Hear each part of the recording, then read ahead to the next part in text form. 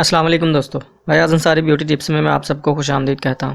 دوستو آج میں آپ کی خدمت میں ایک اور ویڈیو لے کر حاضر ہوا ہوں۔ یہ ویڈیو تھائرائیڈ سے ریلیٹڈ ہے۔ جیسا آپ جانتے ہیں انسانی جسم میں کئی غدود ہیں جو مختلف کام سر انجام دیتے ہیں، جن میں گلے کے مقام پر واقع تھائرائیڈ گلینڈز ایسے مخصوص قسم کے ہارمونز تیار کرتے ہیں جن کا مقصد غذا سے حاصل ہونے والی توانائی کو حد اعتدال میں رکھنا ہوتا ہے۔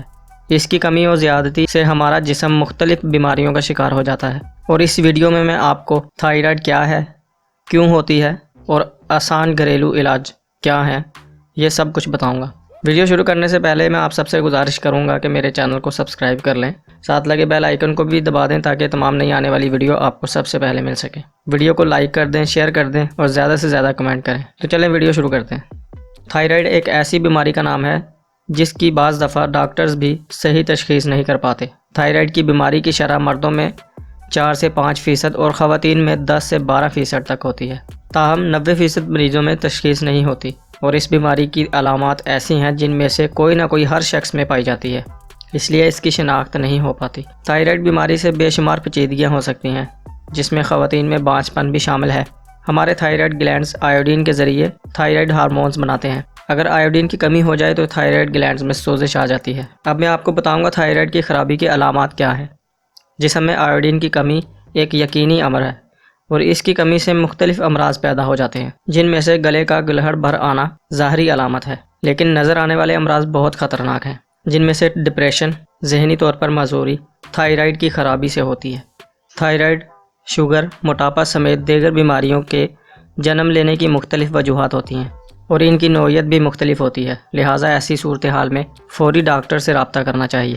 تھائرائیڈ کی بیماری ہارمونل ڈیزیز ہے، جس کی وجہ سے گلے میں سوجن، چہرہ بگڑ جانا، سر کے بال جھڑنا، بانجھ پن سمیت دیگر بیماریاں بھی جنم لیتی ہیں۔ تھائرائیڈ کے مرض سے آنکھیں موٹی ہو جاتی ہیں، کھلنے کے بعد بند نہیں ہوتی، اور نابینا ہونے کا امکان بڑھ جاتا ہے۔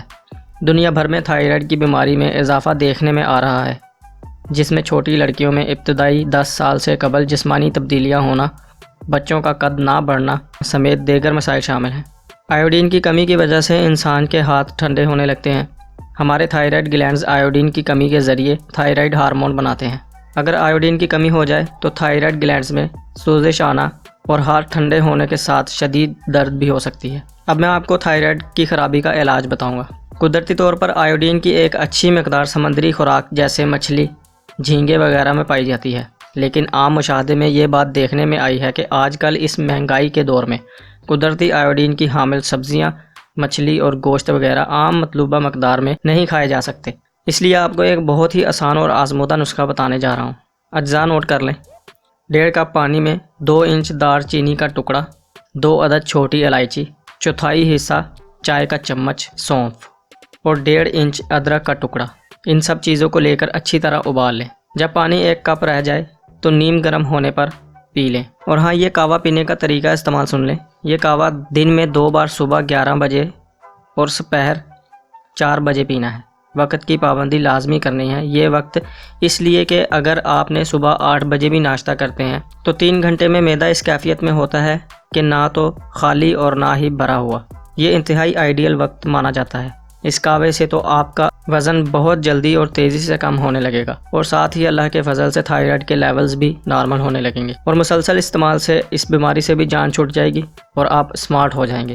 تو ناظرین، اگر ویڈیو آپ کو اچھی لگی ہو تو ویڈیو کو لائک کر دیں، اور اپنے دوست احباب کے ساتھ اس ویڈیو کو ضرور شیئر کریں۔